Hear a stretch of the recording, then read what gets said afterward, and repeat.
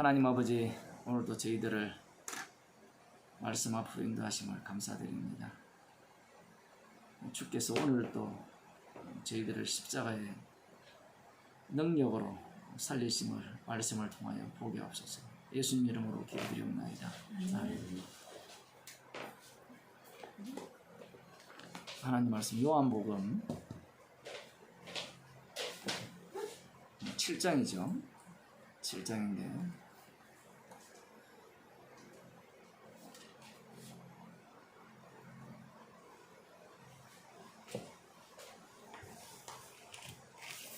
19절에 보면 모세가 너희에게 율법을 주지 아니하였느냐, 너희 중에 율법을 지키는 자가 없도다. 너희가 어찌하여 나를 죽이려 하느냐. 율법을 지키는 것과 예수님을 죽이는 과의 연관관계, 상관관계를 예수님께서 지금 말씀을 하고 계신 겁니다. 율법을 지킨다면 예수님을 죽이지 않는다라는 논리를 예수님 지금 펴고 계시죠. 율법을 지킨다면 예수님께서 행하신 일에 대해서 지금 뒷부분에 나오는 내용입니다만은 그 요한복음 5장에서 안식일 날 베데스다 연못가에 있는 그 38년 된 병자를 고치시고, 고치신 게 문제가 아니라 자리를 들고 걸어가라고 하신 그 안식일을 위반하신 그 일에 대해서 너희들이 율법을 지킨다면 내가 하는 일에 기꺼이 아멘할 것이라는 겁니다. 이렇게 얘기를 하면 사람들이 오해를 하는 게 무엇인가 하면요, 그러면 율법을 제대로 지키면 예수님을 죽이지 않고 예수님을 받아들일 수 있지 않습니까? 이런 생각을 가져요. 이 예수님께서 하시는 말씀, 이 성경 말씀은 영이라는 것을 항상 염두에 두지 아니하면, 염두에 둔다고 될 문제가 아니지만, 영이 말씀하셔도 육은 언제나 육으로 바꿔치기를 해버리기 때문에 어쩔 수 없습니다만은, 지금 예수님의 말씀의 취지는 이런 거죠. 너희들 중에 어떤 인간도 율법을 지키는 자가 없다라는 말씀을 지금 하고 계신 거예요. 조금 이따가 로마서를 한번 보겠는데, 로마서를 해석하는 법도 마찬가지입니다. 로마서를 해석하는 그 방식을 보게 되면 모두가 다 어떤 입장에서 해석을 하는가 하면요, 육의 입장에서 해석을 해요.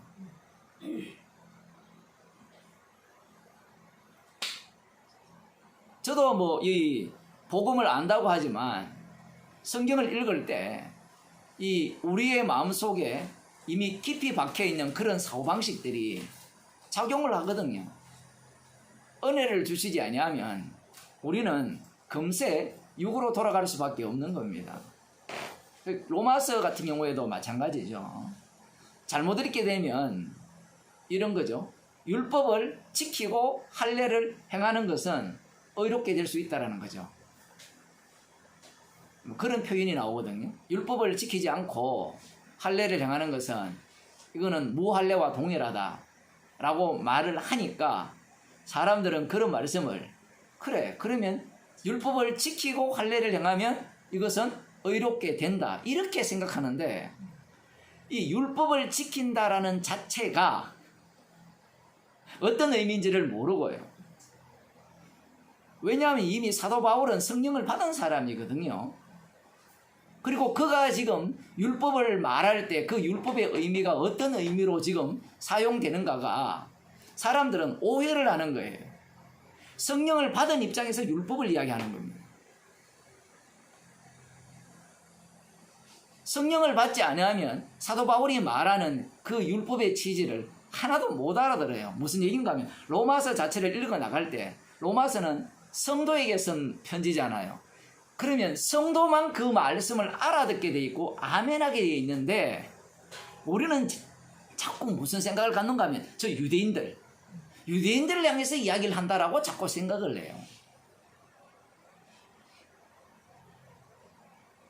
그렇게 생각을 하니까 그 말씀 자체를 유대인이 알아듣는 말로 한다라고 생각하는 거예요. 예를 들어 방금 그런 거죠. 율법을 지키고 할례를 행하는 것은 의롭게 되는 것이다 라고 하면 유대인들이 뭐라고 하겠어요? 사울 자신에게 그 말을 했다 칩시다. 나 율법 다 지키고 할례행했는데 이게 무슨 이 자체가 상당히 말이 안 되는 거거든요. 못 알아듣는 거다 말입니다. 지금 사울의 그 율법에 의로는 흠이 없다라는 그 고백을 거기에 집어넣어야 되는데 집어넣지를 못하는 거예요. 그러니 사람들이 자꾸 오해를 하는 거예요. 오해를. 그 로마서 1장 2장을 쭉 읽어가면서 분명히 율법으로는 의롭게 될 수 없고 율법으로는 죄를 깨닫게 할 뿐이고 모든 사람을 하나님의 저주 아래 심판 아래 가두었다라는 그 말씀의 바탕하에서 그 본문을 읽어나가게 되면 이 사도 바울을 통해서 주님께서 하시는 말씀의 의미를 파악할 수 있을 것인데 그렇지 않고 로마서를 연구해버리죠. 연구를 해버리니까 마치 앞부분에는 뭐 율법을 지켰어도 의롭게 된다는 이야기 비슷하게 막 전개가 된단 말이에요. 그것을 못 버리는 겁니다. 그러니까 앞부분도 그러하고요. 그러면 앞부분에 그 모든 인간을 죄 아래 가두어뒀다 하면 로마서 뒷부분도 마찬가지 얘기를 하고 있거든요.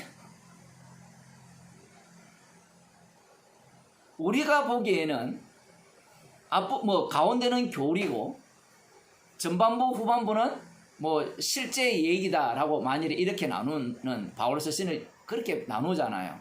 근데 주님은 그렇게 나눈 적이 없어요. 예수님께서 창세기는 어떻고 레위기는 어떻고 뭐 출애굽기는 어떻고 이렇게 말씀하신 것이 아니라 성경은 내게 대해서 전한다 말씀하셨거든요. 그러면 예수님께서 하신 말씀을 따라가야 되죠. 성도라면. 그런데 우리는 세분적으로 나누는 겁니다. 왜 나눌까요? 나누면 누구한테 이렇게 쉽게 다가갈 수 있어요? 우리에게. 그래서 교리를 나누고 그 다음 적용을 나누죠. 그래서 교리를 배우고 적용하자는데 그게 가능합니까 지금? 그렇게 살았던 자들이 바리새인과 서기관들이거든요. 아침에 어떤 분하고 아까 통화를 했는데 그분이 이런 얘기를 해요. 왜 이 복음을 듣게 되면 자꾸 우리는 교리를 만드느냐. 자기도 그렇다라는 거죠.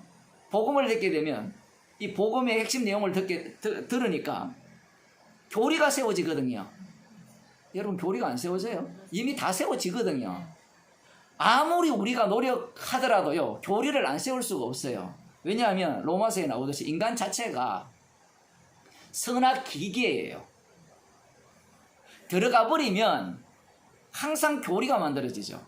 무엇이 선한가 악한가를 이 몸에서 계속해서 만들어내는 겁니다. 그래서 복음도 들어가면 뭔가 배우면 교리가 되죠. 교리가 되니까 이것은 선하다가 돼요. 그것을 주님께서 날마다 박살내버리는 겁니다. 말씀을 통해서. 교리가 선하는 것은 교리가 맞기 때문에 그렇거든요. 근데 그 맞음이 말씀을 통해서 박살내버리죠. 박살내면 그 자리에 십자가가 밝히 보이게 되는 자리가 되는 겁니다. 문제는 인간은 선악과를 먹었기 때문에 자기가 하나님처럼 되었고요. 하나님처럼 되고자 하죠. 그렇기 때문에 이러한 복음을 듣게 되면 항상 심판자의 자리, 판단자의 자리에 앉는 겁니다. 그래서 복음이 들어오게 되면 교리로 세워져요. 안 세우려고 해도 안 된다니까요. 그러면 세워지는 것들이 기억 속에 이렇게 하나하나 쌓이죠. 그게 많이 쌓이면 교리가 체계화된 사람이고 적게 쌓이면 덜 체계화된 사람인데 십자가 앞에서는 다 뭐예요? 죄입니다.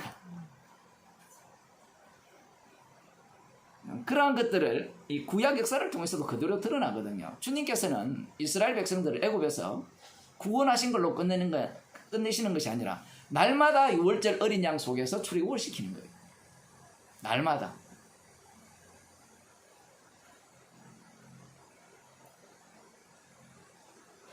모세가 율법을 주었는데 너희에게 율법을 주었는데 너희 중에 율법을 지키는 자가 없도다. 하나도 없다라는 겁니다. 율법을 지키는 자가. 듣는 사람은 상당히 불쾌하죠. 우리는 열심히 지키고 있고 예수님 앞으로 온 그 부자 청년, 그 요한복음에서는 그게 안 나오죠. 부자 청년 같은 모습은 안 나오지만 니고데모가 나와서 조금의 어떤 그 모습을 대변해 주고 있는데 율법의 의로는 흠이 없는 그 모습이 니고데모의 모습이죠. 왜냐하면 그는 이스라엘의 선생이죠. 이스라엘의 선생이에요. 그냥 한 지역의 선생이 아니라 그 니고데모는 이 부자 청년과 비교해도 손색이 없을 정도로 자신의 삶이 율법으로서 율법의 삶을 살았다라고 할 만합니다. 어려서부터 십계명을 다 지킨 자라는 거죠. 그런데 예수님께서 율법을 지키는 자가 없도다. 어찌하여 나를 죽이려 하느냐. 이렇게 이야기하니까 무리가 대답하되 당신은 귀신 들렸도다. 누가 당신을 죽이려 하나이까. 물론 앞서서 예수님께서 안식일날 일을 하게 만들었고 안식일을 범했죠. 그리고 아버지께서 일하시니 나도 일한다라고 말씀을 하셨기 때문에 이들이 죽이려고 하는 겁니다. 자, 그런데 여기에서 이들 속에 죽이려는 자들도 있지만 우리 같은 사람들도 있을 거 아니에요. 우리는 예수님을 죽이려 합니까? 만일에 여기에 추모자들도 있었고 또 누가 있어요? 제자들도 있잖아요. 그럼 그들은 이 예수님의 말씀을 들을 때 물론 여기에 무리라는 이야기가 나오지만 그 무리 속에 제자들은 우리는 당신을 죽일 마음이 눈꽃만큼도 없습니다 라고 하겠죠. 당연히 그럴 수밖에 없는 게 자신들은 예수님을 믿고 예수님이 세우실 그 하나님 나라의 높은 자리를 차지하고자 하기 때문에 자기들이 예수님을 죽이고자 하는 마음은 없죠. 어쨌든 살려고자 하는 마음이 있는 겁니다. 문제는 자신들의 주인이 누군지 모른다라는 겁니다. 자기가 하는 그 모든 일들이 예수님을 따르고 믿고 예수님을 호위하는 모든 일들이 예수님을 죽이고 싶은 마음이라는 거예요. 이 유대인들이, 이 무리들이 오죽하면 당신은 귀신 들렸다 이렇게 이야기하겠어요. 이 무리들은 예수님을 그 죽이려고 하는 자들과 조금 다른 무리라고 볼 수 있어요. 그 바리새인과 그 서기관들, 그쪽 무리들이 아니라고 볼 수 있습니다. 만일에 그랬다면 귀신 들렸다 이런 소리를 안 했겠죠. 예수님을 향해서 귀신 들렸다 라는 말은 예수님을 판단을 했죠. 그러면 자기들은 귀신 들렸습니까? 안 들렸습니까? 안 들렸죠. 귀신이 안 들렸다는 말은 조금 더 이렇게 엄격하게 따져 들어가면 세상은 귀신 들린 자와 하나님의 신에 감동한 자 두 부류뿐인데 물론 거기까지는 이들은 갈 수가 없을 겁니다. 자기들은 중간지대라고 생각할 수 있는데 중간지대라는 것은 하나님의 신에 감동된 자 편이라고 이렇게 생각할 수 있는데 이들이 예수님을 향해서 귀신 들렸다라는 말은 우리는 지금 율법을 지키고 있다라는 거예요.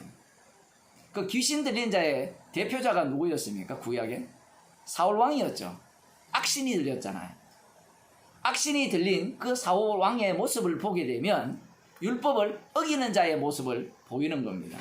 그런데 지금 자신들은 나름대로 율법을 지키고 있는 그런 입장에 있는데 그리고 예수님을 죽일 마음이 눈꽃만큼도 없는데 너희가 나를 죽이란다 이렇게 말씀을 하시니까 미쳤다는 얘기죠. 표현이 귀신 들렸다라고 표현을 하니까 당신은 우리와 다르다라는 거죠. 이런 태도를 보면 이들은 율법을 지키는 자가 없다라는 게 돼요. 율법을 지킨다는 이 말 자체, 예수님의 말씀 자체를 달리 생각하셔야 된다는 겁니다.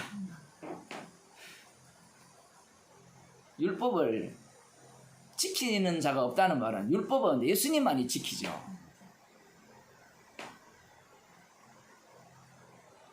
예수께서 대답하여 가라사대 내가 한 가지 일을 행하며 너희가 다 이를 인하여 괴히 여기도다. 이상하게 여긴다. 그 한 가지 일이 뭐였습니까? 안식일날 38년 된 병자를 고치신 게 문제가 아니고 자리를 들고 걸어가라고 한 거예요. 안식일을 범한 것에 대해서 그들은 이상하게 여긴다는 거예요.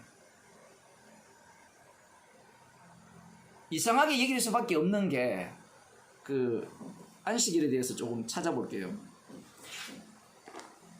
신명기 5장 15절을 먼저 한번 보겠습니다.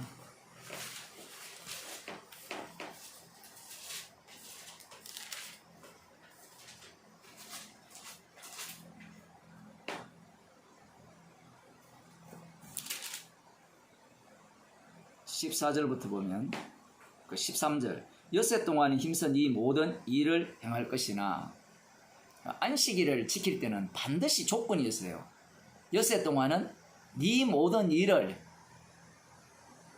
어떻게 하라는 거예요? 힘써 행하라죠. 사람들 이런 것들은 싹 빼버리는 안식을 그냥 지키면 되지 않느냐는데 이 자체가 법이에요. 법. 안식일을 지키는 것만 법이 아니라 엿새 동안 힘써 일하는 게 법이에요.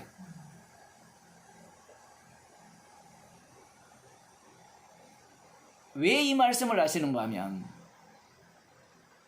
힘써 일해야 안식의 의미가 드러나요. 달리 말하면 인간들은 이런 거죠. 하나님께서 이 말씀을 하심으로 말미암아 6일 동안 열심히 일하고 안식일을 지킵니다. 처음에 가서는 예를 들면 그래서 수확이 났어요. 밀 수확이 되었던 보리 수확이 났어요. 그러면 그 수확이 누구 때문에 주어진 수확이라 생각하겠어요? 율법이 놀랍죠, 그죠?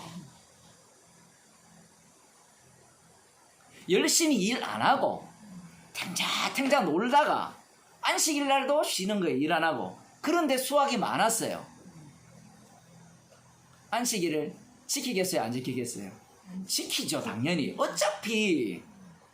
그런데 일을 열심히 했는데 안식일을 일하지 말라 한 거예요. 그러면 안식일 날 일 안 했기 때문에 주어진 소산이냐, 내가 6일간 일했기 때문에 주어진 소산이냐 물어보면 일했기 때문에 주어진 소산이라고 생각할 수밖에 없는 겁니다. 별거 아니에요. 지금 여러분들이 일해서 먹고 삽니까? 안 그러면 주님이 먹이십니까? 뭐 다 노는 사람이라 가지고 지금 열심히 일하는 사람한테 물어보세요. 자기가 일해서 그 일의 대가로 먹고 산다 하지 십자가의 피능력으로 은혜로 삽니다. 이런 소리 했다가는 요거도 먹죠. 당신같이 일 안 하고 먹고 사니까 그런 소리를 하지 않느냐. 지극히 이 세상에서는 통하지 않는 말씀입니다.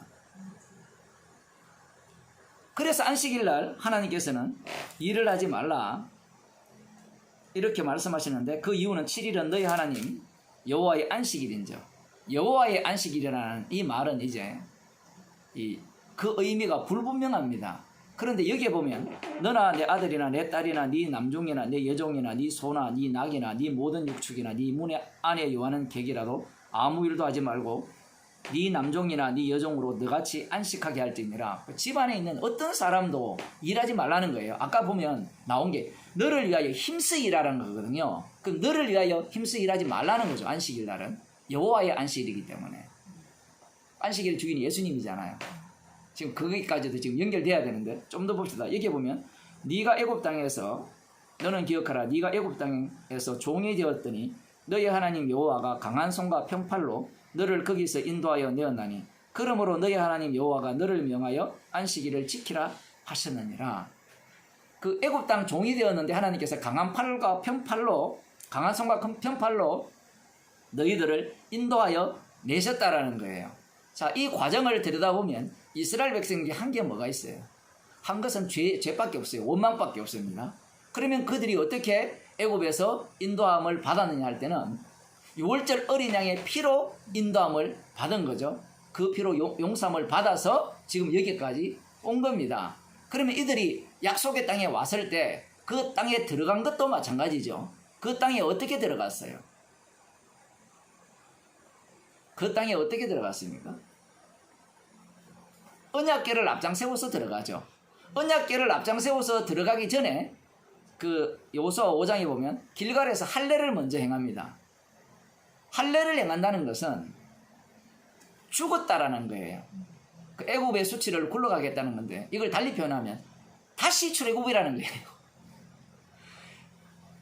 땅에 그 육체의 그 뭡니까 그 땅의 출애굽에서 지금은 무슨 출애굽으로 바뀝니까? 할례를 통해서 자기 자신이 애굽이었죠. 광야 생활을 들여다보면 이스라엘 백성들이 항상 애굽으로 돌아가려고 했잖아요. 이걸 보게 되면 광야 40년 그 길이 그들이 돌아다니는 모든 곳이 애굽화시키는 작업이죠. 그 할례 언약이 지금 여기 예수님께서 말씀하시기 때문에 그 할례를 행한다는 것은 주님께서 너희들을 죽이시고 다시 새롭게 아들로 만들었다는 의미가 거기에 담기게 되는 겁니다. 그것이 무엇인가 하면 언약궤를 앞장세워서 가는 거예요. 언약궤를 앞장세웠다는 것은 그들의 죄가 용서받았다는 거예요. 그들이 자기들 조상은 제가 그 출애굽기 설교할 때 했지만 자기들의 조상들은 자기들의 부모 세대죠. 부모를 공경하라 할 때 제가 설교를 했는데 부모 세대는 다 하나님의 손에 의해서 진멸당합니다. 그러면 이들은 어떻게 약속의 땅에 들어가느냐라고 하면 할례 행했기 때문에 들어갑니까? 아니에요. 물론 할례를 행하지 않으면 들어갈 수가 없습니다. 그러나 그들이 할례를 행했다는 것은 그 아브라함이 믿음으로 의롭게 된 것에 대한 인침이 할례거든요.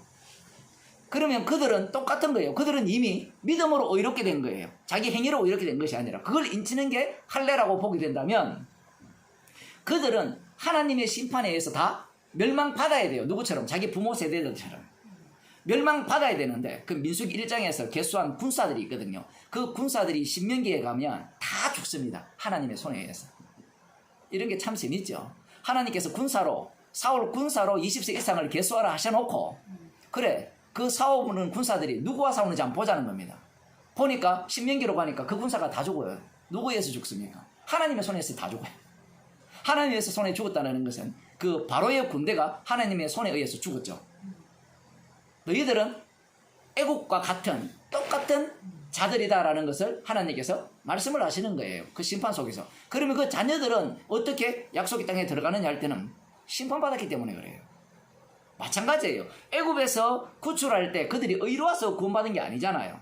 언약 때문에 그 언약 속에 유월절 어린 양의 피가 담겨 있잖아요. 그 피로 그들이 구원을 받은 겁니다. 그래서 이들도 마찬가지입니다. 길갈에서 할례를 행하고 언약궤를 앞장세워서 약속의 땅에 전쟁을 들어가잖아요. 여호와의 전쟁이잖아요. 여호와의 사자가 앞장서 가는 거예요. 여호와의 사자가 앞장서 간다는 것은 여호와의 사자가 이미 이스라엘을 덮쳤다는 겁니다.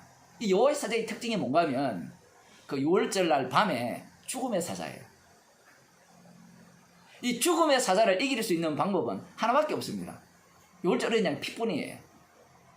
그러면 피만 덮으면 되느냐? 피만 덮는 게 아니고 함께 죽어야 돼요. 함께 죽고 다시 살린 그 백성들. 그러니 언약궤를 앞장세웠다는 것은 이 시체 군대예요. 시체 군대. 시체 군대를 어떻게 이기겠어요? 저쪽이. 그런데 나 시체가 아니요 하는 자가 나왔죠. 아간. 나 살았어요 라고 하는 자가 나오니까 오히려 그 살았다는 이스라엘을 치버립니다. 이 전쟁은 언약궤 전쟁인데 그들의 그 아간 같은 경우에는 어떤 전쟁이라고 생각합니까? 언약궤 전쟁이 아니라 언약궤도 있고 나도 있다라는 거예요. 언약궤를 부정하는 게 아니죠. 아간이 다 목격을 했잖아요. 절대로 부정하지 않습니다. 이게 무엇인가 하면 믿음 플러스 행함이죠. 십자가의 피 플러스 나의 믿음. 십자가의 피가 구원하지 나의 믿음은 요구하지 않습니다. 사람들은 십자가의 피를 믿어야 구원된다라고 자꾸 배우니까 그걸 믿어야 된다는 거예요. 말은 맞아요. 주 예수를 믿어야 구원을 얻는다고 말씀을 하셨으니까. 그런데 그 말씀이 육의 말씀이라면 이렇게 듣겠죠. 아, 주 예수를 내가 믿어야 구원을 됩니다. 이렇게 되지만 영의 말씀이 되면 어떻게 됩니까? 오늘 또 뭐 그 얘기 조금 이따가 할 수 있을지 모르겠지만 아브라함의 믿음이 하나님께서 의로 여겼다 했잖아요. 그 로마서 4장에서 지금 그 말씀을 하시고 계시거든요. 도대체 아브라함이 뭘 믿었습니까? 믿은 게 하나도 없어요. 그 창세기에 들어가 보면 뭐 약속을 믿었다고? 믿었죠. 믿으니까 그 믿음의 결과가 뭐였어요? 하갈을 통해서 이스마엘을 낳는 겁니다. 약속의 자녀를 초롱하는 자를 생산해내죠. 그러한 믿음을 하나님께서 의로 여겼다라는 거예요. 맞아요, 그게? 맞죠? 왜냐하면 그 위에 무엇이 덮입니까? 하나님의 용서하심이 덮이는 거예요. 하나님이 주신 선물, 그 선물이 뭐였습니까?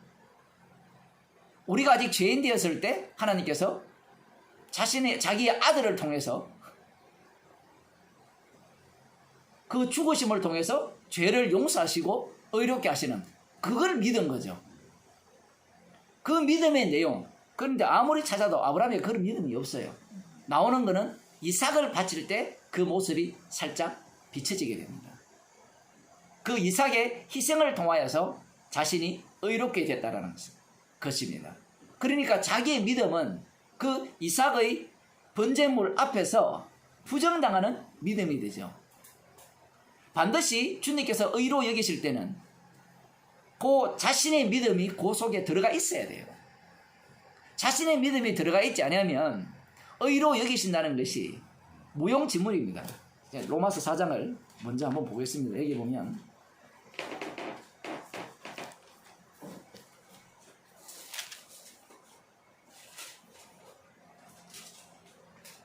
그런즉 1절 그런즉 육신으로 우리 조상된 아브라함이 무엇을 얻었다 하여 만일 아브라함이 행위로서 의롭다 하심을 얻었으면 자랑할 것이 있으려니와 하나님 앞에서는 없느니라. 행위로서 의롭게 할 인간은 아무도 없어요. 없어요. 그런데 만일에 있다면 뭔가 자랑할 것이 있는데 하나님 앞에서는 없다 이 얘기입니다. 이거는 무조건 없다 이 얘기예요. 무조건. 성경이 무엇을 말하느냐? 아브라함이 하나님을 믿으며 이것이 저에게 의로 여기신 바 되었느니라. 이 내용이 어디에 나오는가 하면 그 창세기 15장 6절에 나오죠. 아브라함이 다메섹 엘리에셀인이다. 내 상속자는 이렇게 말을 할 때 하나님께서 아브라함에게 묵별을 하늘의 묵별을 보여주면서 네 자손이 저만큼 많을 것이다 라고 하니까 아브라함이 믿었죠. 이것을 의롭게 여긴 거예요. 아직까지 이스마엘이 태어나기 전이고요. 이삭은 아직 태어날 기미도 안 보이죠. 그러한 상황에서 의롭게 여겼다는 거예요. 그 내용을 설명하는데 보세요. 일하는 자에게는 그 삭슬을 은혜로 여기지 아니하고 빚으로 여기거니와 일을 아니할지라도 경건치 아니한 자를 의롭다 하시는 이를 믿는 자에게는 그의 믿음을 의로 여기시나니. 뭐 쉽게 말하면 일을 아니한다 이렇게 이야기하면 뭔가를 할 때 이 선악구조죠. 행함을 통해서 의롭게 되는 이 구조라는 겁니다. 쉽게 말하면. 그런데 하나님께서 의롭게 여기시는 방식은 일을 아니할지라도 의롭게 여기는 방식이에요. 근데 일을 안 한다를 바꿔치기 합니다. 일을 안 한다니까 사람들은 일을 안 하고 의롭게 되네요.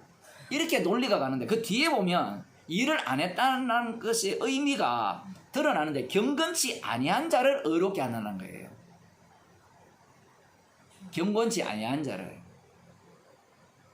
경건치 않는 모습이 어떻냐? 그 다윗이 이야기하죠. 그 불법을 사심을 받고 그 죄를 가리우심을 받는 자는 복이 있고 그 죄를 인정치 아니하실 사람은 복이 있도다. 죄만 짓는 거예요. 불법만 행하고 그러한 불법만 행하는 자를 의롭게 하시는 것을 믿었다는 얘기입니다. 누가? 아브라함이. 그걸 믿었어요? 아무리 찾아도 안 나와요. 그 본문에서는. 전체에서 이제 거꾸로 들어가죠. 하나님이 주신 믿음을 갖고 이 아브라함의 믿음을 해석해내는 겁니다. 그래서 아브라함이 믿음이 뭐냐? 아브라함 믿은 내용은 뭐냐? 이 불법을 사심을 받고 죄를 가리우심을 받는 자가 받는 복, 그 복에 대해서 지금 아브라함이 보여준 거예요. 그게 아브라함의 믿음이에요. 그럼 아브라함은 나는 죄인입니다라는 거고, 나는 불법만 행하는 자입니다. 달리 말하면 나는 하나님의 약속을 안 믿는다는 얘기예요. 그 안 믿는 자를 믿었다라고 인정하는, 믿었다라고 해주시는 그분을 믿었다는 거예요. 말이 되게 꼬이는데 지금 그 이야기를 하고 있는 거예요. 다시 반복됩니다만은, 그럼 아브라함이 그걸 믿었습니까? 아무리 찾아도 안 나오고 나중에 이삭을 바치는 사건에서 그것이 잠깐 반짝하죠.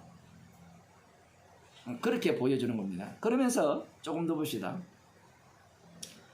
그런 이제 이 행복이 할례자에게뇨 혹 무할례자에게뇨 대저 우리가 말하거니와 말하기를 아브라함에게는 그 믿음을 의로 여기셨다 하노라. 아브라함에게는 그 믿음을 의로 여겼죠. 할례 받아서 의롭게 된 게 아니잖아요. 그러면 그 믿음의 실체는 드러났죠. 죄를 가리움을 받는 그 내용을 담은 믿음이죠. 저가 할례의 표를 받은 것은 무할례 시에 믿음으로 된 의를 인친 것이니 이는 무할례자로서 믿는 모든 자의 조상이 되어 저희로 의로 여기심을 얻게 하려 함이라. 그러니까 할례자나 무할례자에게 모두가 다 믿는 자의 조상이 되게 하기 위해서 할례 전에 이미 주님께서 의롭게 하셨고 할례를 행하라고 하신 거예요. 그 할례를 뭐라고 하는 거면 인쳤다는 거예요. 그러면 하나님께서, 우리는 또 이렇게 생각하죠. 할례가 인쳤으니까 할례만 받으면 이스라엘 자손에서 끊어지지 않습니까? 이런 논리를 펴거든요. 그 할례를 하나님께서 말씀하실 때 할례를 받지 않는 자들은 이스라엘 중에서 영원히 끊어지리라 했으니까, 그러면 사람들은 논리가 그렇게 들어가는데 이 할례의 기원이 어디입니까? 하나님께서 믿음으로 의롭게 하신 그 내용이 거기에 담기는 겁니다. 형식인데 궁극적으로 할례의 본질은 그리스도의 할례거든요. 그 그리스도의 할례의 내용이나 아브라함의 믿음으로 의롭게 된 내용이나 같은 이야기예요. 문제는 할례를 줌으로 말미암아, 할례도 율법 속에 들어가잖아요. 모든 인간을 죄 아래 가두어버립니다. 나 할례 받았으니까 구원받았다는 논리죠. 마치 이것은 어떤 논리인가 하면 주 예수를 믿으면 구원을 얻으리라 하니까 주 예수 믿으니까 구원 얻는다, 이런 논리와 거의 똑같은 거예요. 나는 과거의 죄, 미래의 죄, 현재의 죄 다 용서받았음을 확실히 믿습니다. 나 구원받았어요. 이런 논리와 다르지 않아요.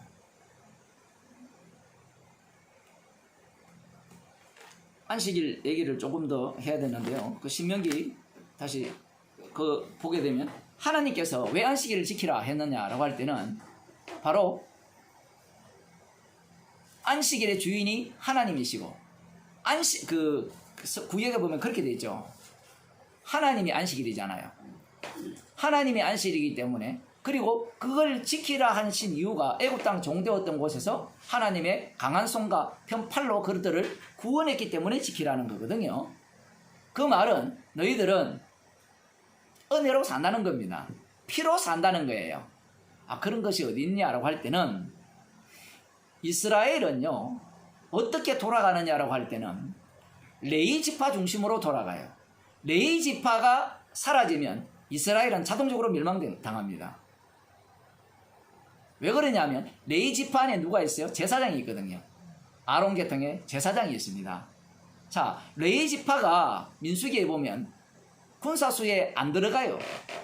안 들어가고 숫자는 세어집니다. 숫자는 개수하게 되는데 군사에는 안 들어가고 오히려 이 숫자와 이 군사 수를 이렇게 맞춥니다. 이스라엘 백성 수와 맞추어서 짝을 맞추는데 이스라엘 백성들이 조금 더 남게 되었어요. 남으니까 하나님께서 거기에 대해서 하나님께 속죄물을 드리라 이야기합니다. 달리 말하면 레위 지파 한 사람이 이스라엘 한 사람의 속죄물이라는 얘기예요. 이게 왜 중요한가 하면, 자, 레위 지파 안에 제사장이 있잖아요. 하나님께서 처음부터 어떤 나라를 만들려고 했어요? 제사장 나라 만들려고 했죠. 제사장 나라. 이게 중요합니다. 우리는 왕 같은 제사장, 이거 이야기 때문에 왕만 떠올리잖아요. 하나님께서 처음부터 끝까지 제사장 나라 만드는 게 목적이에요. 그래서 예수님께서 유대인의 왕인데 어떤 모습으로 유대인의 왕의 모습을 보였습니까? 멜기세덱의 반차를 따라서 영단번 제사를 드리는 십자가의 달리심의 모습으로서의 유대인의 왕이죠. 이게 무슨 얘기인가 하면, 인간들은 왕을 요구해요. 그런데 하나님께서 세우시는 왕은 제사장이에요. 죽임당하는 제사장. 이렇게 보여줘도, 이렇게 말씀을 해도 인간들은 제사장을 통해서 지가 왕 되려고 하죠. 예수님이 우리의 죄를 용서했으니까 용서받은 우리를 하나님 나라에서 영원히 왕노릇 할 것이라고 이렇게 생각하면서 그 왕이 되는 것을 사람들이 꿈을 꾸잖아요. 12보좌에 앉아서 심판한다 이렇게 이야기하니까 제자들이 신이 났잖아요. 그런데 이 예수님께서 유대인의 왕의 모습은 멜기세덱의 반차를 쫓은 영원한 대제사장의 모습을 그대로 보여줌으로 말미암아 그 아들이 세우는 그 나라는 제사장 나라라는 겁니다. 처음부터 끝까지. 그러면 그 속에 들어가는 자들은 모두가 다 어떤 자들이 되느냐라고 할 때는 모두가 다 제사장 나라니까 그 제사장과 관련된 레위지파가 된다는 겁니다. 쉽게 말하면 제사장이 된다는 건데, 레위지파가 희생제물이 되잖아요.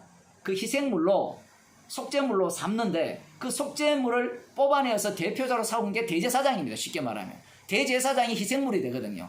그 희생물로 죄가 용서가 돼요. 그 원리가 도피성 제도에서 나옵니다. 부지 중에 사람을 죽였을 때 그 죽인 자가 도피성으로 피합니다. 그 도피성은 누가 살고 있는가 하면 레위인들이 살고 있어요. 6군데가 있는데 이 각 거점 그 이스라엘 그 땅 분배되어 있는 그곳에서 어떤 곳에서도 빨리 도망갈 수 있도록 그 마치 왕의 대로를 깔아놓은 것처럼 쫙 깔아놔서 그 추격자가 복수자가 복수 못하게 그렇게 도피성을 6군데 만들어놨습니다. 그곳은 레인들이 사는데 그가 고의적으로 죽이지 않을 경우에 판결이 났을 때 고의로 죽였다면 끌어내서 죽여야 됩니다. 고의로 죽이지 않았다. 우연히 지나가다가 교통사고 났는데 죽었어요. 고의가 아니에요. 그것이 이제 판결을 하겠죠. 판결을 하게 되면 이제 그곳에서 언제까지 사는가 하면 대제사장이 죽을 때까지 살아요. 그 당시에 대제사장이 있었겠죠. 그러면 이 사람들이 또 빨리 죽어 내가 고향으로 돌아가지. 어쨌든 인간의 죄는 끝없이 쏟아져 나오는데 어쨌든 지금 대제사장이 죽음으로 말미암아 이 사람이 원치 않았는데 죄인이 되었고 자기와 상관없이 죄 용서받는 그러한 기능을 이 부지 중에 살해한 사람을 통해서 보여주는 겁니다. 그래서 대제사장이 어떤 기능을 하느냐 할 때는 속죄물 기능을 해요. 도피성이 있기 때문에 이 대제사장이 그런 기능을 한다는 것이 명확하게 드러납니다.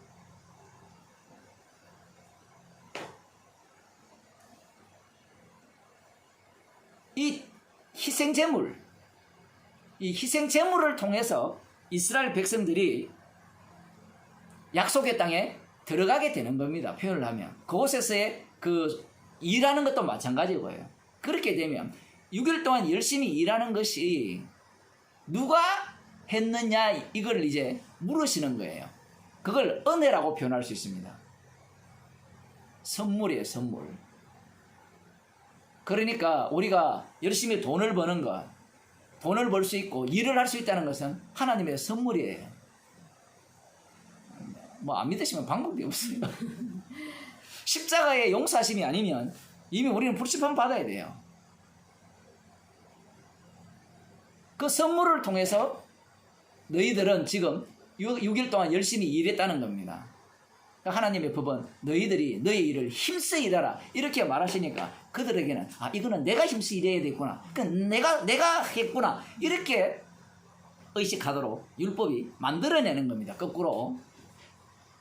자, 이게 이제 안식일인데 일하지 말라.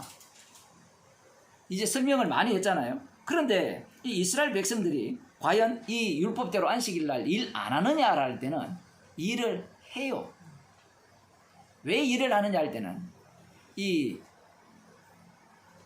생산물이 항상 일한 만큼 나오게 돼 있거든요. 자, 일당 지금 9천 얼마 됐거든요. 한국에 내년부터인가 시간당 예, 시급이 9천 얼마 되니까 그럼 하루에 예를 들어 몇 시간 합니까? 10시간 한다 치면 얼마예요? 9,000원 곱하기 10시간 하면 한 10만 원 예를 들어 만 원 같으면 10만 원 치면 일당 10만 원 되게 세네요. 아르바이트 하면서 살았어요.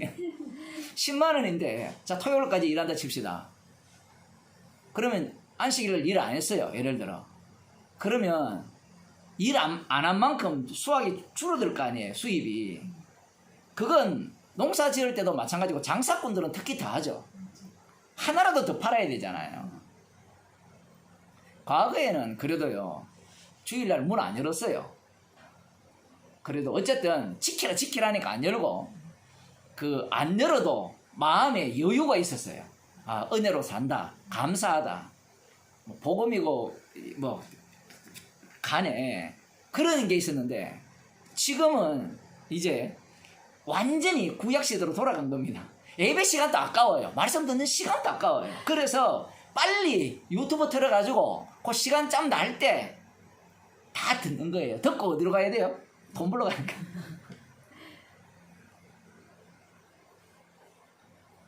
그래서 안식일을 아모스 8장 5절에 보면 어떻게 하면 안식일이 빨리 지날까? 월삭도 빨리 지날까? 월삭 안식일 다 노는 날이거든요. 노는 날이 일하지 못하는 날이에요. 그러면 장사를 해야 되는데 안식일 날 장사 못하게 하니까 얼마나 이 엉덩이가 덜썩덜썩 그러겠어요. 돈이 눈앞에 보이는데. 그래서 간절한 마음이 뭔가 하면 안식일이 빨리 지나갔으면 좋겠다. 그건 마음만 그렇게 먹어요. 마음만 먹는 게 아니라 이제는 행동으로 옮기죠. 안식일을 지나가기를 기다리지 않고 내가 안식일을 점령해버리죠. 6일 동안 힘써 일하는 게 아니라 7일째도 열심히 일을 하는 겁니다. 그래서 이스라엘 백성들이 하나님에 의해서 심판을 당하는 거예요. 이 연동이 되어 있습니다. 안식일을 안 지킨 것과 우상숭배와 같은 이야기예요. 모든 것들이 자기를 위한 거잖아요. 이것이 별게 아니에요. 별건이 아닙니다. 다 자기를 위한 것이기 때문에 결국 그것으로 인해 하나님께서 이스라엘을 심판해서 바벨론 포로로 잡혀가게 하잖아요. 그러면 바벨론 포로에서 돌아왔다면 어떻게 해야 되겠어요? 안식일을 지켜야 돼요? 말아야 돼요? 지켜야 되죠. 그래서 느헤미야가 느헤미야 13장에 보면 한번 봅시다. 느헤미야 13장 15절.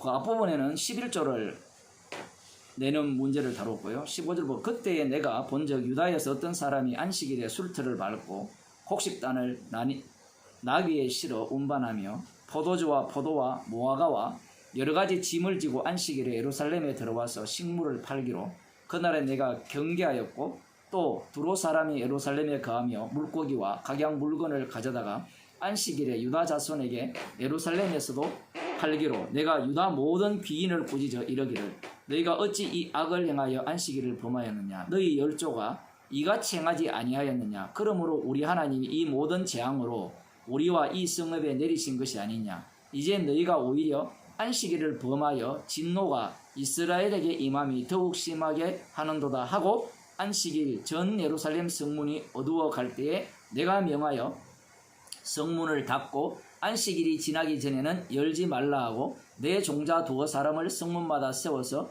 안식일에 아무 짐도 들어오지 못하게 하매 장사들과 각양 물건 파는 자들이 한두 번 예루살렘 성 밖에서 자므로 내가 경계하여 이기를 너희가 어찌하여 성 밑에서 자느냐 다시 이같이 하면 내가 잡으리라 하였더니 그 후부터는 안식일에 저희가 다시 오지 아니하였느니라. 내가 또 우리 사람들을 명하여 몸을 정결케 하고 와서 성문을 지켜서 안식일로 거룩하게 하라 하였느니라. 나의 하나님이여 나를 위하여 이 일도 기억하옵소서. 주의 큰 은혜대로 나를 아끼시옵소서. 이렇게 나오는데 안식일 날 내부적으로도 일하지 못하게 하고 아예 외인이 이방인들이 와서 장사를 하니까 살 거 아니에요. 이게 재밌죠. 이런 모습 보면 강제를 이방인들이 아예 장사꾼들이 못 들어오게 하면 자동적으로 안 지킬 거잖아요. 내부와 외부를 동시에 지금 단속하는 겁니다. 지금 정통 유대인들이 안식일을 지키거든요. 그래서 그들이 꼭 이런 일을 해요. 느헤미야 때처럼 돌아다니면서 까만 모자, 까만 옷 쓰고 돌아다니면서 오늘날로 말하면 토요일이죠. 토요일 밤이죠. 토요일 밤부터 그 다음날까지니까 토요일 밤 6시가 안식일이 시작된대요. 이것도 웃기는 게 해질 때부터인데 해질 때가 마초에 다 다른데 이 변화가 되는데 어쨌든 그 시간이 되면 이 정통 유대인들이 돌아다니면서 문을 닫게 하는 겁니다. 시장 문을. 유튜브에 다 나와요. 들어가 보면 지금 오늘날 정통 유대인은 안식일을 어떻게 지키는지. 이거 느헤미야의 정신을 본받은 겁니다. 지금이 예수님 당시로부터 2000년이 지났잖아요. 그럼 예수님 당시에는 어땠는가? 마찬가지입니다. 이 느헤미야 이후에 시간이 꽤 흘렀잖아요. 거의 400년 이상이 흘렀잖아요. 흘렀을 때 이들은 여전히 누구를 기다리냐라고 할 때는 메시아를 기다리고 있고 하나님께서 선지자들로 통해서 약속하신 그 다윗 왕국을 지금 기다리고 있단 말이에요. 그러다면 그들의 신앙이 어떻게 되느냐 할 때는 이 바벨론 포로에서 돌아와서 그 전에 보면 예레미야 선지자도 이 안식일을 지키지 않는 부분에 대해서 언급을 했거든요. 언급을 했고 마지막에 이사야 58장에 보면 이 안식일을 영원히 지키는 그러한 어떤 절기로서 이렇게 말씀하고 있는 것을 보게 됩니다. 그러면 이들은 예수님 당시 이들은 안식일을 어떻게 지켰느냐 이 얘기입니다. 안식일날 아무 일을 안 하는 정도가 아니라 자리를 들고 걸어가는 것조차도 아니었어요. 조금 더 표현하면 나를 위한 것은 아무것도 안 했다는 겁니다. 나를 위한 것은. 물론 그것도 양이 빠지면 당연히 구하죠. 그 나를 위한 게 아니라는 거예요. 양을 위한 거다. 그렇게 얘기했을 수도 있는데 그들이 왜 이렇게 안식일을 이렇게 꼼꼼하게 촘촘하게 지키는가? 그 이유는 방금 느헤미야가 얘기했던 말 속에 나왔죠. 열조가 이렇게 해서 우리가 재앙이 임했다는 겁니다. 안식일을 범했기 때문에. 그럼 열조들이 안식일을 어떻게 범했느냐? 장사했다는 겁니다. 지금 이 느헤미야에 의하면 농사꾼들이야 안식일을 그런 대로 쉬어도 지킬 수 있다 칩시다. 예를 들면 장사꾼들은 안식일날 쉬기가 불가능에 가깝죠. 같은 동네 사람들 같으면 다 유대인들이니까 쉴 수 있죠. 그런데 무역 거래가 시작됩니다. 이스라엘이 이제 왕 중심으로 이제 왕국이 된 이후에는 무역이 성하면서 무역이 없으면 경제가 발달을 하지 않거든요. 발전하지 않아요. 농사지어가는 불가능합니다. 그것을 비싼 값에 팔고 상값에 물건을 들여오고 그럼 무역업이 성행할 거 아니에요. 그러면 무역하는 사람이 다 여호와 하나님 율법을 준수하는 자들입니까? 아니죠. 그들에게는 안식이고 뭐가 자시고 뭐가 제일 중요합니까? 돈이 제일 중요하죠. 그러면 이 물건 자체를 하루라도 일찍 팔아야 되고 혹시 상하는 것이 있으면 하루라도 늦추면 물가가 그 가격이 확 떨어지잖아요. 요즘같이 여름에 수박 장사하는 사람들이 좀 힘들어요. 예를 들면 다른 지역이 어떤지 모르겠지만 제 어릴 때 기억으로 그 수박 농사를 제 부모님이 이렇게 지으셨는데 비가 오잖아요. 그러면 당도가 확 떨어집니다. 그러면 가격 자체가 없어요. 그래서 일기예보가 매우 중요했거든요. 근데 그 당시 일기예보가 신경통 외에는 잘 정확하지 않잖아요. 모든 과일이 그렇거든요. 과일이 햇빛이 쨍쨍 비칠 때는 포도도 마찬가지고요. 쫙 비칠 때는 이 당도 굉장히 답니다. 그런데 비가 와버리면 가격이 뚝 떨어지잖아요. 그런데 일기예보에 오늘이 안식일이에요. 안식일인데 내일 비가 쏟아진다는 겁니다. 근데 수학은 마음은 내일 하려고 했어요. 내일 하면 딱 맞는 거예요. 그럼 어떻게 하겠어요?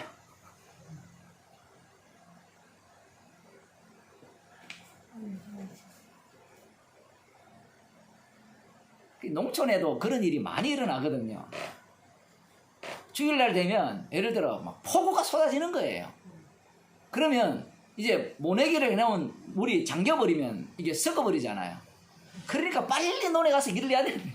다행히도 예배 시간이 아니면 그 감사한데 꼭 그 시간에 오면 어떡할 겁니까? 우리는 이런 안식일을 지키라는 말씀이 관람자의 입장에서 보니까 별거 아닌 것 같은데 실제로 예를 들고 들어가 보면 이들의 마음이 10분 이해가 돼요. 그럼에도 불구하고 예수님 당시 유대인들은 이 느헤미야의 정신, 그죠? 개혁주의가 지금 느헤미야 정신을 닮았거든요. 이 개혁 정신을 그대로 받아와가지고 이 바리새인들이 받았다고 생각하면 돼요. 이 개혁 정신을 그대로 받아서 예수님 당시에 안식일을 지키고 있는 겁니다. 그래서 이들이 예수라는 이 작자가 안식일을 범했잖아요. 계속 반복할 수밖에 없는 게 자리를 들고 가라는 게 율법에 있습니까? 이렇게 물으면 답이 끝이 없죠. 예수님이 이 부분에 대해서 자리를 들고 걸어가라는 게 안식일을 지키는 법이 아니라고 말씀한 적이 없어요.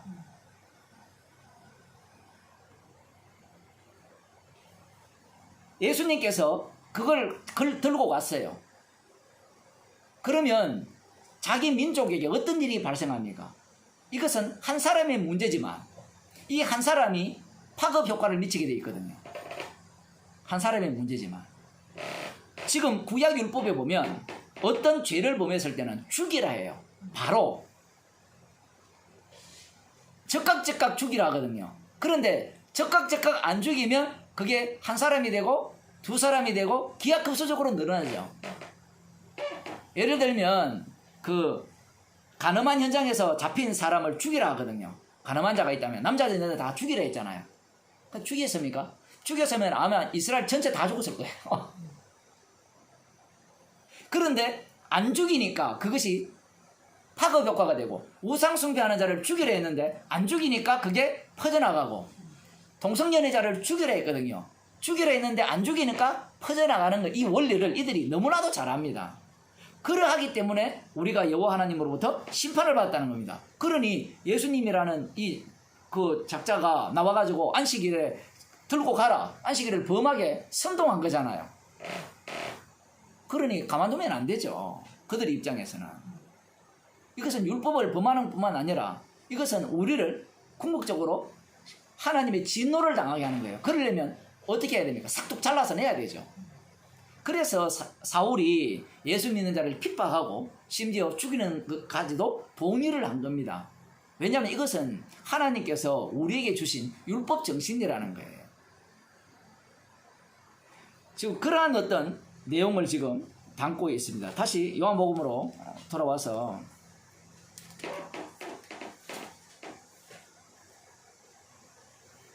예수님께서 안식일 날 이 일을 함으로 이들이 이상하게 여긴 거예요. 그런데 예수님께서 예를 듭니다. 어떤 예를 드는가 하면 모세가 너희에게 할례를 주었으니 그러나 할례는 모세에게 난 것이 아니요 조상들에게서 났죠. 이 이야기를 두 겹으로 동시에 말씀하시는 이유가 뭔가 하면 할례도 율법이에요.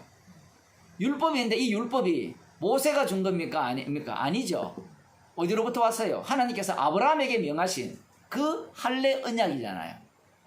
자, 여기에 보면 너희에게 할례를 주었는데 조상들에게서는 그러므로 너희가 안식일에도 사람에게 할례를 주느니라.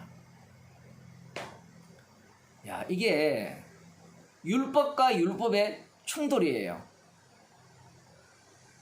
난지 8일 만에 무조건 할례를 행해야 되기 때문에 안식일에 안 걸릴 수가 없어요. 애가 뭐 안식을 피해서 태어납니까?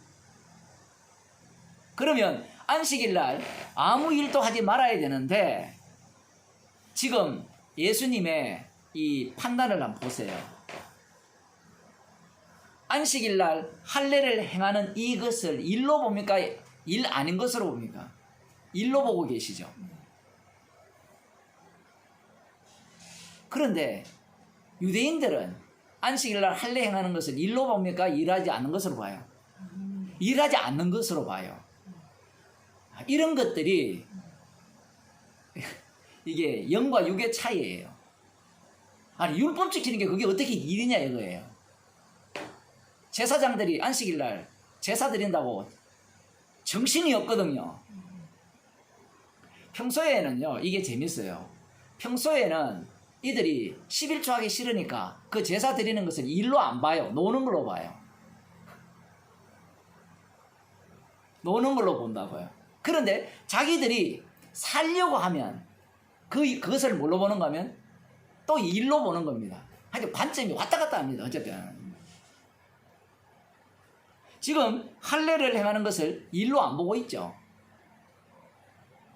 율법을 지키는 것으로 보고 있잖아요.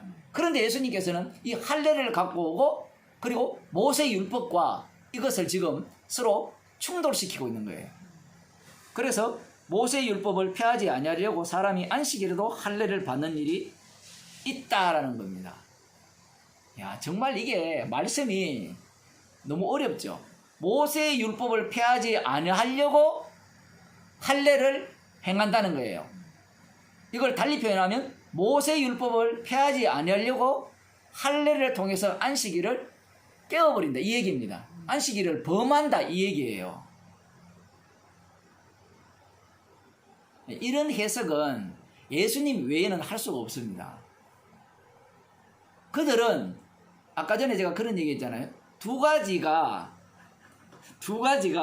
분명히 서로 충돌이 되는데 둘 다 갖고 있으면서 이게 충돌된다라고 생각 못한다 했죠. 근데 안 그렇다 하는데 보세요. 지금 충돌되잖아요. 할례 언약과 지금 율법이 충돌이 되고 있는데 이미 그 속에 들어온 사람들은 이걸 할례 언약 율법을 폐하지 않게 해서 할례를 행한다. 이거는 안식일을 할례 언약을 통해서 깨는 그 일이 되는 거예요.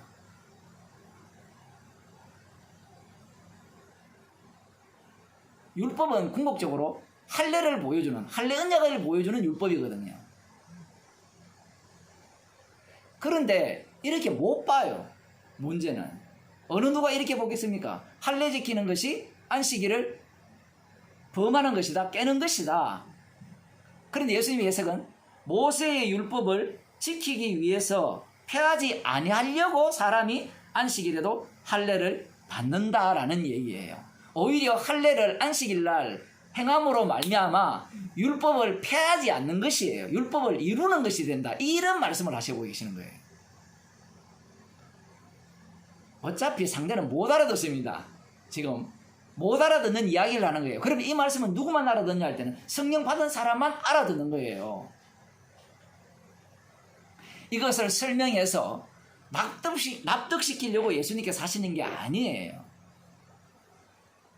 이 말씀을 하셔서 그러면 그 논리는 받아들이는데 궁극적으로 예수님은 무슨 말씀을 하시는 거예요? 예수님께서 할례의 수종자, 그 로마서 15장에 나오거든요. 이 말씀도 되게 어려운데 로마서 15장을 한번 봅시다.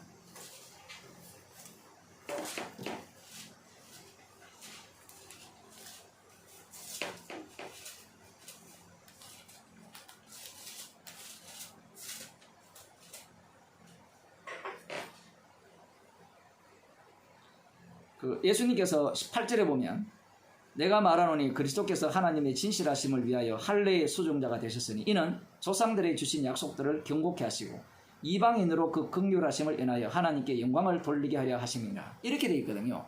이걸 그 주석 같은 걸 찾아보면 이 할례의 수종자라고 할 때 어떻게 해석하는가 하면 아니 말씀대로 해석을 하면 되는데 할례 받은 자들의 수종자가 되셨다. 그 할례 받은 자들이 누구냐? 유대인들이다. 뭐 이렇게 막 해석을 해놨어요. 엉터리죠. 할례의 수종자예요. 말씀 그대로. 할례의 수종자라는 말은 할례 언약의 완성자라는 얘기예요. 할례 언약을 어떻게 완성합니까? 자식이 자신을 십자가에 못 박아 죽으심으로 말미암아 할례 언약을 완성하는 겁니다. 그게 골로새서에 나오거든요. 한번 보겠습니다. 골로새서 2장 11절.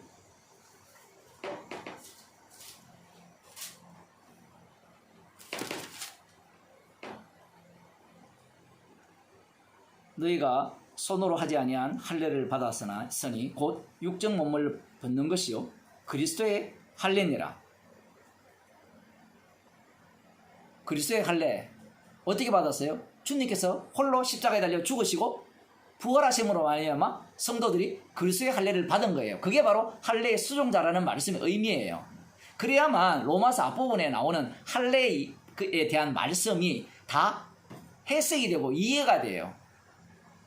그래서 그 손으로 하지 아니한 할례의 내용을 봅시다. 거기에 보면 너희가 세례로 그리스도와 함께 장사한 바 되고 또 죽은 자들 가운데서 그를 일으키신 하나님의 역사를 믿음으로 말미암아 그 안에서 함께 일으키심을 받았느니라. 이 세례를 할례라고 하는 거예요.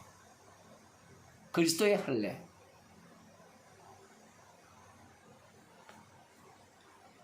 궁극적으로 이 할례는 그리스도의 할례를 증가하는 할례고, 이 할례가 아까 로마서 4장에서 아브라함의 믿음을 인친 것이라 했잖아요. 그 믿음의 내용이 어떤 거였습니까? 일하지 않는 자를 일한 자로 간주하시고 이 불법을 행하는 자를 의롭다 하시는, 그걸 믿은 내용을 담고 있는 거죠. 율법 자체가 뭘 증가합니까? 그리스도의 할례를 증가하고 있었어요. 그래서 모세의 율법을 폐하지 않기 위해서 할례를 행하는 거예요. 저거들은 할례를 행하는, 안식일을 할례 행하는 자들은 그 의미를 모르죠. 모르고 무조건 지킬 뿐이에요. 그런데 그 무조건 지키는 그 하나의 형태를 갖고 지금 그리스도의 할례, 믿음으로만 의롭게 되는 그 내용을 지금 증가하고 있다는 사실입니다.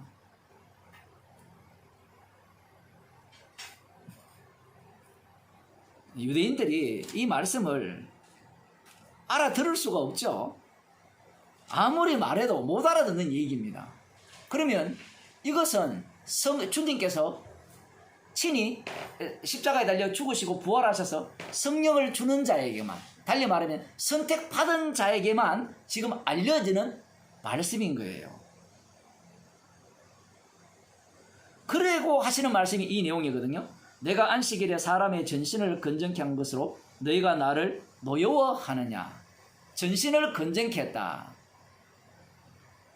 이렇게 이야기를 하니까 병만 고친 것이 아니라 마음도 깨끗게 했다. 사람들이 이렇게 생각을 하거든요. 아무튼 육으로 잃는 것은 선수입니다.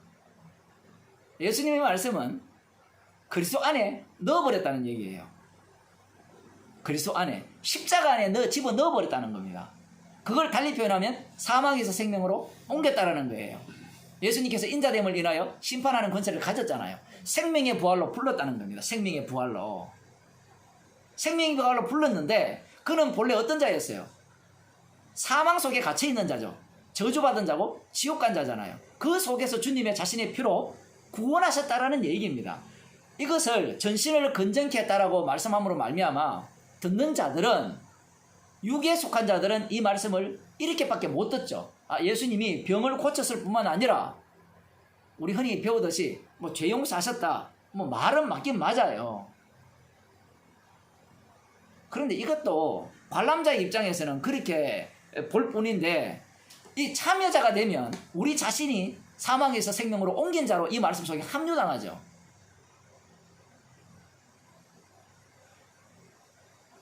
그리스도의 할례를 받은 자가 되는 것으로 드러난단 말입니다. 이 말씀 앞에서. 문제는 이제 이 율법대로 사는, 안식일을 지키는 그들이 예수님이 행하신 일을 볼 때 어떤 식으로 판단하냐 할 때는, 육이니까 무엇밖에 안 보여요. 육은 무엇을 추구하죠? 자기의 영생만을 추구한다는 것이 이미 앞부분에서 나왔죠. 요한복음 5장 39절에서 영생을 얻기 위해서 성경을 상고하죠. 그러니 영생을 얻으려면 반드시 내가 무엇을 해야 된다는 거예요. 그런데 아브라함의 믿음은 나로부터 출발하지 않죠. 나로부터 출발하지 않고 언약으로부터 출발해서 나의 죄를 거기에 담아가지고 용서하신 은혜로 아브라함의 믿음을 드러내는 겁니다. 그런데 육에 속한 자들은 율법 아래 있는 자들이죠. 그들은 그러한 믿음의 내용을 볼 수 있느냐라고 할 때는 못 봐요. 창세기 15장에 나오는 아브라함이 믿음의 의로 여겼다 했을 때 이 내용을 아브라함이 이삭을 바치는 것까지도 포함하고 있고 그 전에 하갈을 통해서 이스마엘을 낳는 것까지도 다 들어가 있다라는 사실을 어떻게 알겠어요? 알 수가 없는 겁니다. 그들의 시각으로는. 공감이 가요. 그들이 이야기의 성도들나 서기관과 바리새인 유대인들은 공감이 그렇게 해석할 수밖에 없죠. 그렇게 해석하고 지금도 마찬가지예요. 지금도 분명히 로마서 4장에서 아브라함의 믿음을 얘기를 하고 있는데 우리가 믿음을 가져야 됩니다. 믿음이 없이는 하나님을 기쁘시게 못합니다. 성경에 있는 거를 그냥 뽑아내가지고 이야기를 해요. 성경에 있는 걸 뽑아내서 이야기하는 그 인간 자체가 육이기 때문에 결국은 그러한 믿음은 누구의 믿음과 동일한 수준인가 하면 바리새인과 서기관들의 믿음, 유대인들의 믿음 그 이상 그 이하도 아니에요. 그런 사람들에게 십자가 피를 이야기해 보세요. 불쾌합니다. 제가 어떤 분하고 통화를 했는데 그분이 아마 이 강의를 들을 겁니다. 들으시더라도 오해하지 마시고요. 교회 자체가 본인이 어떤 한국의 대형교회를 다니셨는데 십자가가 없어진 지는 오랜지예요. 20년도 넘었대요. 벌써 교회 안에서는 예수 이름이 없어진 지도 20년이 넘었대요.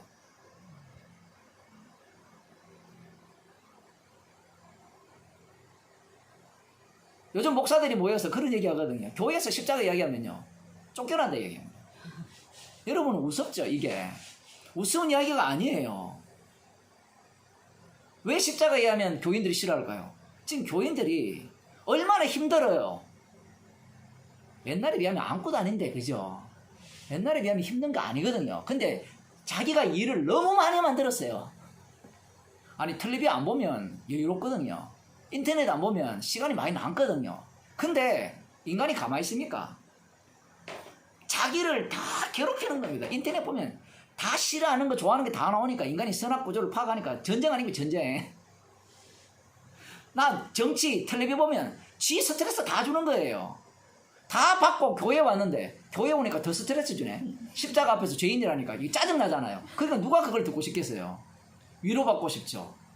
치유받고 싶어서 왔는데 내가 일주일 동안 그 6일 동안 괴로움 속에서 치열한 그 싸움 속에 살았는데 목사 당신은 내 편이 되어서 내가 듣고 싶은 얘기 해달라는 거예요. 그래서 교회도 정치적 교회가 돼야 돼요. 그 정강훈 같은 경우에는 그 반문재인 이런 설교를 하는 겁니다. 쉽게 말하면. 그럼 오는 사람들이 얼마나 편하겠어요. 행복, 기쁨, 성령 충만돼요. 반대로 그 문재인 지지하는 그 사람들 교회는 문재인 지지하는 설교를 해야 돼요. 없을 것 같죠? 그런 교회 가득합니다.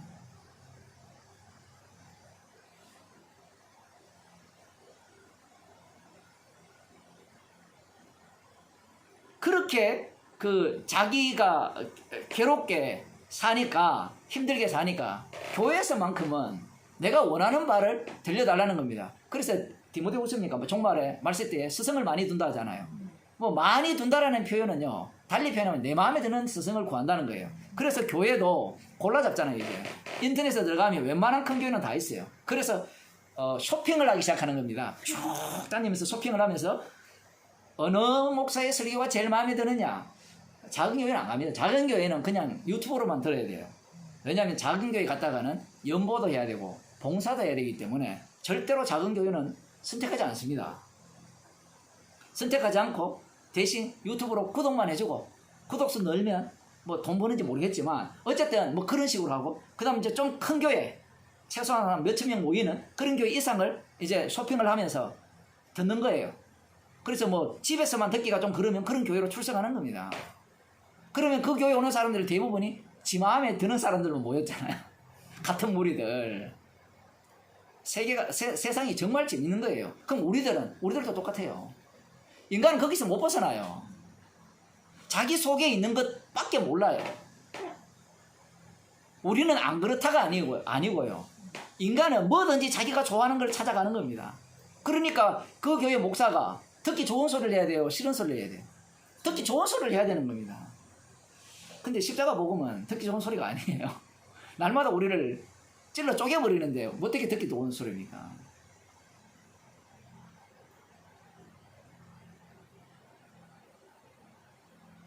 사람의 전신을 건전케 한 것으로 너희가 나를 노여워하느냐? 왜 나를 죽이려고 하고 분을 내느냐? 예수님께서 이걸 몰라서 그렇게 말씀하시는 게 아니에요. 저들의 마음을 다 압니다. 그런데 이렇게 말씀하신 이유는 그들을 심판하는 겁니다. 심판도 되고요, 책망도 되고, 자기 백성에 대해서는. 이런 말씀이 있어도 안식일을 지키자는 집단이 얼마나 많아요, 지금도. 말귀를 전혀 못 알아듣죠. 아브라함이 믿음으로 의롭게 되었다라고 그렇게 말을 해도 믿음으로 의롭게 된 그 말을 육으로 들으니까 그래, 믿어야지. 믿어야 되니까 안식일을 지켜야지. 이래 나오는 거예요. 그러니까 예수님께서 이 안식일을 지키는 자들에 의해서 십자가에 못 박혀 돌아가셨잖아요. 그러면 이들은 어떻게 해석하는가 하면 이렇게 해석해죠. 아까 나오는 율법을 지키는 자가 없더라. 너희 중에 나를 죽이려 한다. 그러니까 나를 죽이려 한다니까 이걸 어떻게 해석합니까? 그래, 나는 율법을 지키고 예수님을 믿읍시다. 이래 나오는 거예요, 논리가. 그런데 놀랍게도 그러한 자들에게 십자가 복음을 전해보세요. 화를 냅니다. 나는 하나님을 사랑한다는 거예요. 나는 정말 이 참된 복음을 알고 하나님을 사랑하면서 이 율법을 지킨다는 거예요. 기쁨으로 지키는지 누가 몰라요. 사람이 다 자기를 위해서 기쁨으로 다 할 수 있어요. 11조 내는 사람한테 인터뷰해 보세요. 억지로 한다는 사람 없습니다. 기쁨으로 해요. 처음에는 그러니까 교회에서 11조 하는 부류가 다양해요. 어떤 사람은 억지로 눈치 보고 하는 사람도 있지만요, 어떤 사람은 신나서 기쁘게 해요. 하나님 것을 하나님께로 돌려드린다는 마음이 있기 때문에 아예 그런 사람들은요 11조를 자기 것으로 생각도 안 해요. 요즘도 그런 사람이 적지 않아요. 그런 사람에게 11조가 십자가의 원수입니다 라고 해보세요. 뭐라고 하겠어요? 나는 하나님께 드리는 걸 드리고 하나님 것을 도적질하지 않습니다. 나는 이 돈에 대해서는 눈꽃만큼의 탐심이 없습니다. 이렇게 얘기를 할 거예요. 그게 문제라는 겁니다. 제가 어제 설교가 도적질하지 말라 그 설교를 했거든요. 도적질하지 말라는 그 설교가 그 내용을 들어가 보면 제가 결론은 그렇게 했어요. 다 도적이라고 십자가에서는. 어디까지 도적이냐 할 때는 지금 이 예수님 당시 유대인들이 안 보세요. 안식일을 지키잖아요. 하나님의 율법을 갖고 왔잖아요. 갖고 와서 누구를 위해서 버립니까? 자기를 위해서 버리죠. 이게 도적이에요, 도적. 그게 예레미야에 나오거든요. 거짓 선지자들이 하나님의 말씀을 도적질해가지고 자기가 선지자 행세하는 겁니다. 왜 하나님의 말씀을 도적질해서 선지자 행세합니까? 돈벌이가 되기 때문에 그래요. 이익이 되기 때문에. 오늘날 교회 목사들이 왜 목사가 됩니까? 돈벌이가 되기 때문에 목사를 하려고 하는 거예요. 그 성경을 도적질해가지고 결국은 누구 이익을 위해서 자기 이익을 챙기는 거예요. 바리새인과 다르지 않습니다. 그러면 그들만 도적이냐? 아니죠. 그 도적임을 누가 알아요? 백날 이야기해도 그들은 도적이라 이야기 안 해요. 하나님을 위한다죠. 성도만 자기 자신을 도적으로 간주하죠. 십자가 영이 와야 자기가 도적이라는 걸 알죠. 평소 살아가는 게 다 도적이잖아요. 내 몸을 내 몸처럼 사랑하잖아요. 우리는. 그렇지 않습니까? 주님께서 주신 모든 것은 주님이 주신 선물이잖아요. 그 선물을 누구 것이라 생각해요? 내 것이라 생각하니까 나는 대우받아야 돼. 나는 인정받아야 돼. 그렇게 생각하잖아요. 그런데 이 모든 것들이 주님이 주신 선물이라 생각해 보세요. 병든 것도 선물이고 아픈 것도 선물이고 자식 잘 되는 것도 선물이고 부자 되는 것도 선물이고 다 선물이에요. 그러면 감사가 나올 거 아니에요. 감사도 주께서 감사케 하실 때만 감사가 되지. 돌아서면 우리는 도적놈이에요. 도적놈. 십자가 앞에서 죄인인 거예요. 왜 그렇게 하시는가 하면 우리를 주님께서 구원하신 목적이 십자가에 피를 증가하기 위해서 구원하셨기 때문에 날마다 우리를 도적으로 만드는 겁니다. 나는 도적 안 돼야지. 백날 해보세요. 안 돼요. 육의 사람이 영으로 건너올 수 없듯이 영의 사람은 육으로 못 넘어가요. 그러하기에 주께서는 자기 백성 가운데 계속해서 그 십자가 사건을 반복시키는 겁니다. 반복이라는 것은 왔다 갔다 한다는 거예요. 죄인이 되었다가 의롭게 하시고 죄인이 되었다가 의롭게 하시고 왜 그렇게 하는가 하면 요 사이를 무엇이 들어가게 됩니까? 주님의 죽으심이 들어가는 거예요. 이 모습을 뭐라고 하는가 하면 주님 보시기에 의롭다 하고요. 의인이라고 영의 사람이라고 하는 겁니다. 우리는 무엇이 되고 싶은가 하면 이 죄인에서 의인이 되고 싶은 거예요. 그래서 십자가 복음을 김성수 목사 그게 문제인 거예요. 십자가 복음을 이 죄인에서 죄인임을 알기 때문에 의인이 되어버리는 거예요. 그 복음을 알기 때문에 십자가의 증인이 되어야 되는데 십자가 앞에서 죄인입니다. 죄인입니다. 그 자기는 뭐예요? 의인이라는 얘기예요. 그 논리가 논지가. 하고 알려로. 그죠? 그렇게 여러분들이 다 그렇게 생각 안 하셨어요? 그게 사람들 눈에는 안 보이는 거예요. 김성수 목사 설교를 하면 다 맞다라고 생각하는 거예요. 왜 자꾸 당신은 김성수 목사 이야기하냐면 제 지금 말씀 듣는 사람이 다 거의 99.9%가 다 김성수 목사 설교를 듣고 온 분들이라서 그게 안 보이는 겁니다. 그래서 구원파라는 거예요. 구원파. 예, 구원파예요.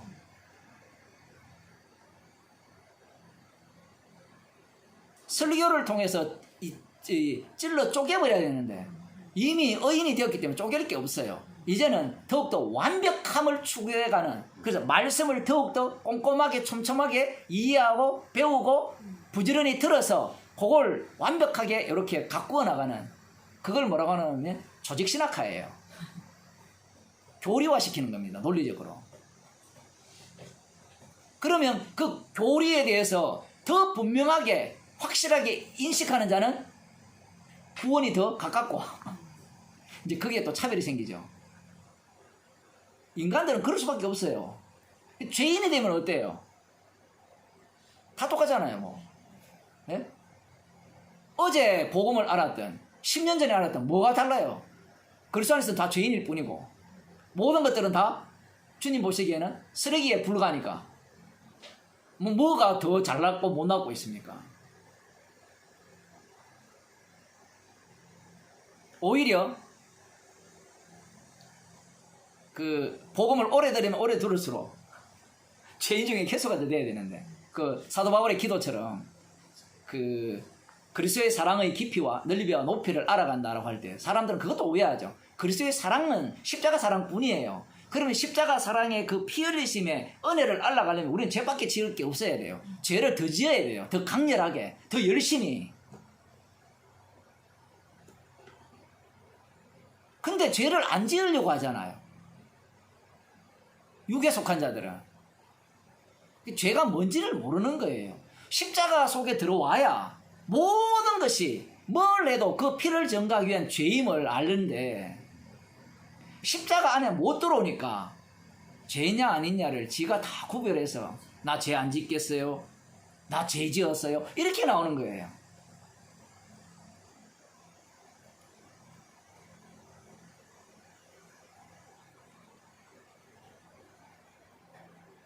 그들이 주님을 노여워 하면서 주님을 죽이고 싶은 이 마음이 생기는 이유는 율법 자체가 그들을 심판 아래 있게 하기 위한다라고 생각을 못해요. 율법은 나를 살리는 것이라고 생각해요. 그것은 과거 경험이 그것을 그 이론을 뒷받침해 주기 때문에 그래요.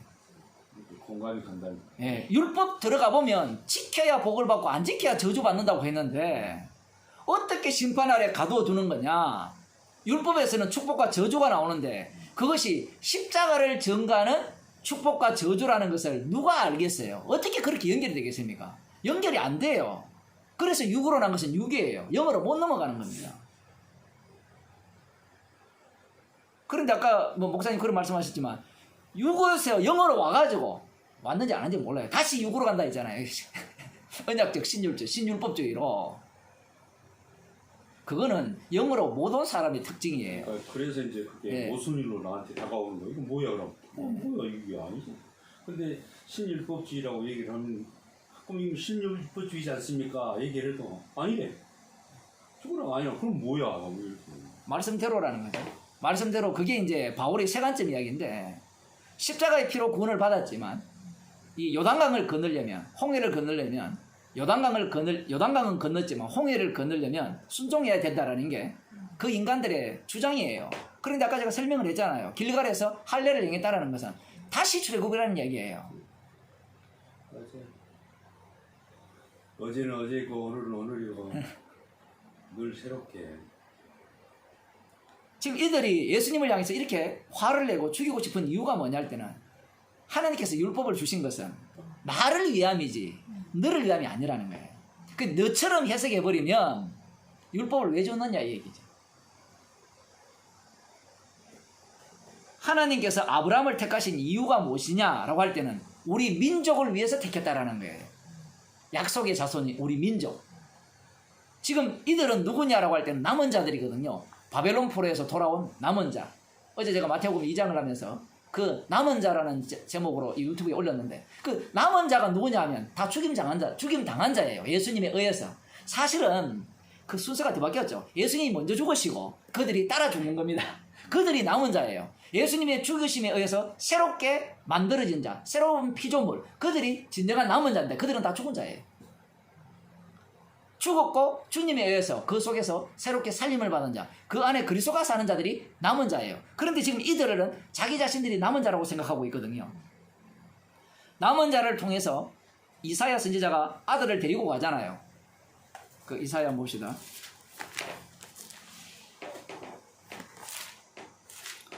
아하스 왕에게 갈 때 하나님께서 아들을 데리고 가라고 그렇게 말씀을 하시는데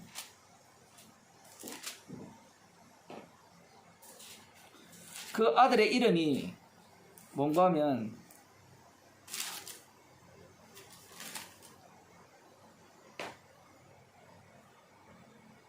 찾았으면 좀 알려주세요. 스알야숫입니까? 예. 거기 3절에 7장 3절에 보면 때에 여호와께서 이사야에게 이르시되 너와 내 아들 스알야숫은 인모수독 세탁자의 큰 밭길에 나가서 이렇게 쭉 나오죠. 아예 아하스 왕이 안 들을 것이라 생각하고 아들을 데리고 가고 남은 자만 돌아오리라. 완전 예언의 인물이죠. 예언의 인물. 스알야숫이 믿음이 좋았느냐 이런 거 성경에 하나도 기록 안 돼 있어요. 좀 노골적으로 표현하면 일회용 부품입니다. 일회용 부품. 스알야숫은 그 이사야 선지자가 아들을 데리고 갑니다. 아예 남은 자는 돌아오리라는 그 남은 자가 누구냐라고 할 때는 바벨론 포로로 다 잡혀가고 그들 속에서 그들은 다 흡수당하더라도 비록 디아스포라 그 흩어진 유대인들 속에서 회당 중심으로 신앙생활을 하는 자들과 그리고 지금 예루살렘에 있는 이들 그들이 먼저 우선순위가 됩니다. 우선순위. 헬라파 유대인보다 히브리파 유대인들 혈통이 더 중요하니까 어쨌든 그들이 남은 자예요.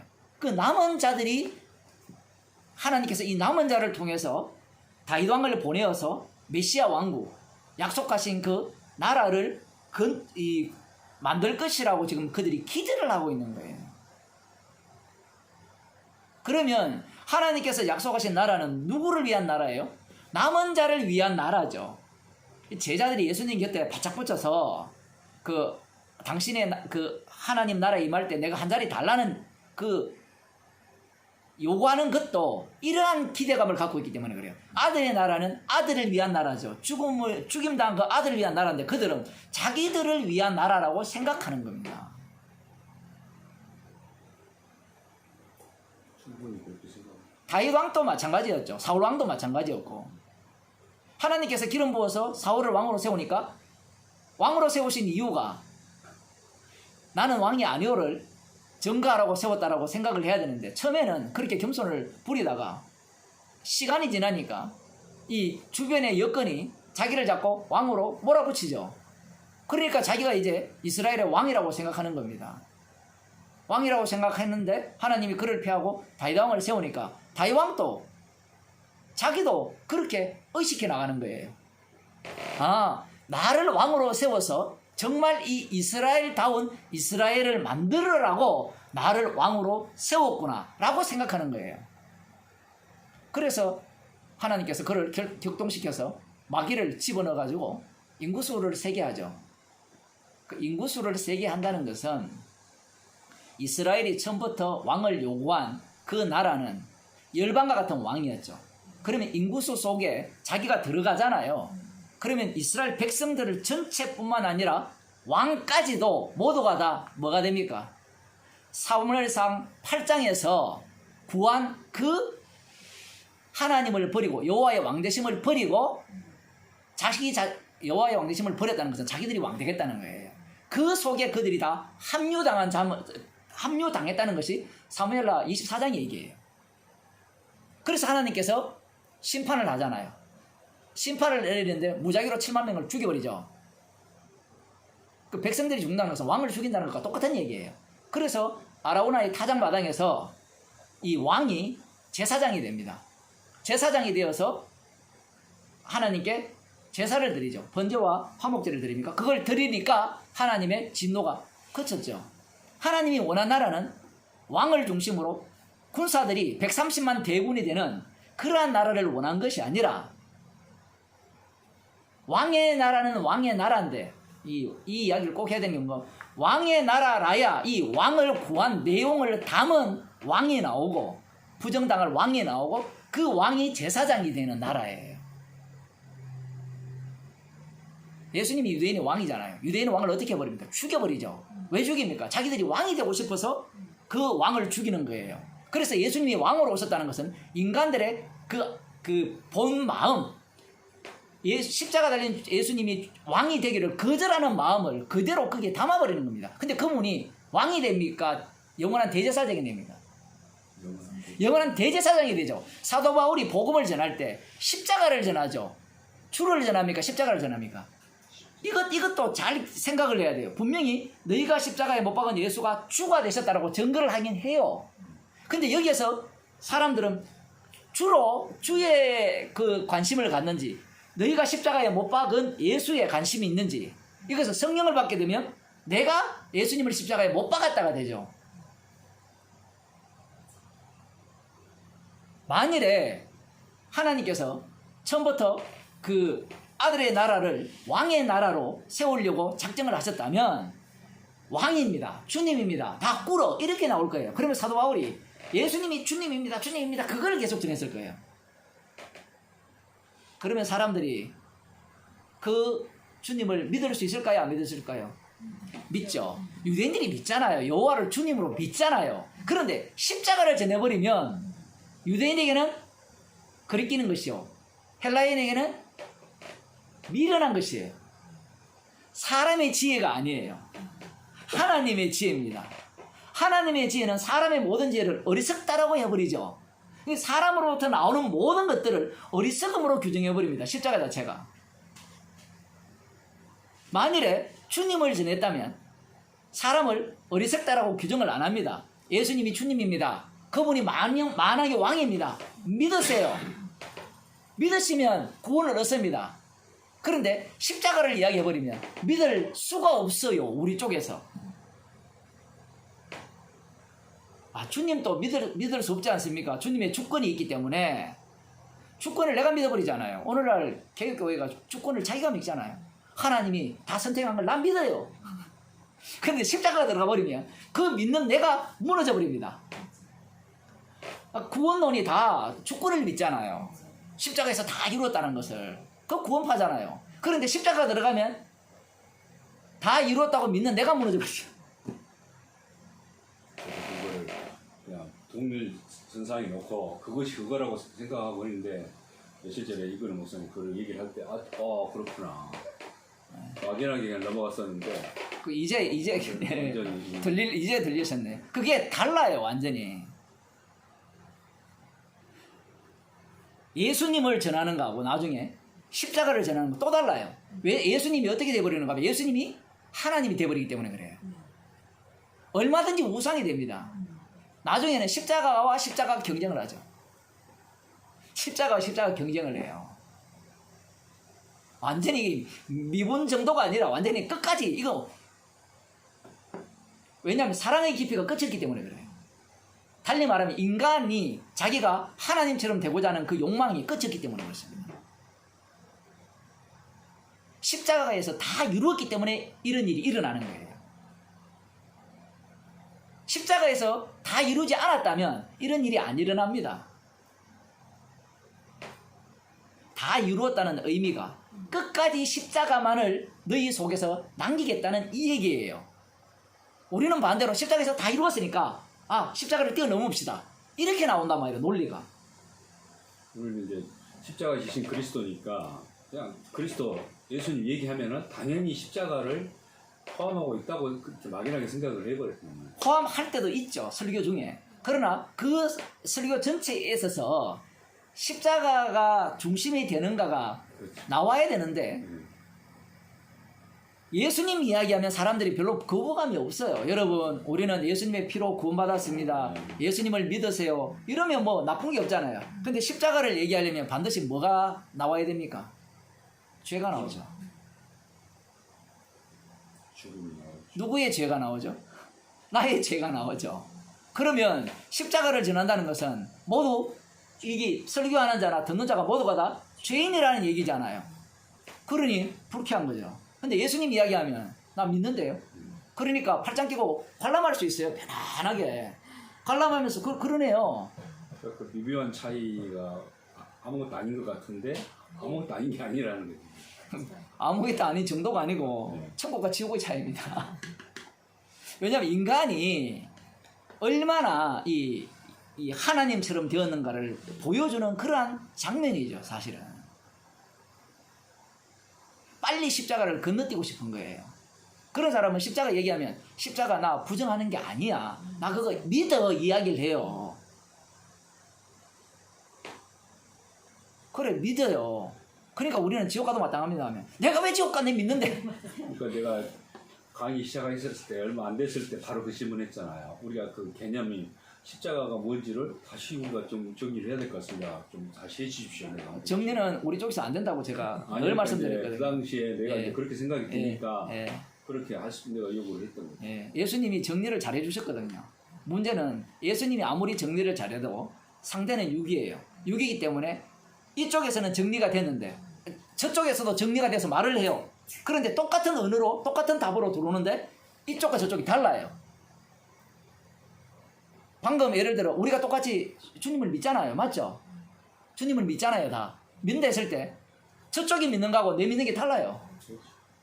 그런 얘기예요. 그래서 육으로 난 자와 영으로 난 자가 이렇게 같이 있으면 분별하는 게 거의 없어요. 근데 그 속에 십자가 이야기가 이제 쏟아지기 시작하면 육으로 났는지 영으로 났는지 짝짝 갈라지기 시작하는 겁니다. 나를 왜 부수느냐 얘기거든요. 그래서 예수님을 죽이려고 하는 겁니다. 이들이. 안식일을 네가 깨워버리면 우리가 망한다는 얘기입니다. 여러분의 이 마음을 이해해 줘야 돼요. 유대인들의 마음. 지금 로마 제국의 압제하에 있잖아요. 근데 자기들이 누굽니까? 하나님의 선민이잖아요. 선택받은 백성이란 말입니다. 그리고 자기들이 지금 남은 자잖아요. 마지막 보루잖아요. 이 남은 자들마저 무너지면 어떻게 돼요? 이스라엘 자체가 없어지잖아요. 그래서 나중에 요한복음 11장이니까 한 인간을 죽여가지고 모든 민족을 살리는 것이 얼마나 유익한 일이냐 다 동의했잖아요.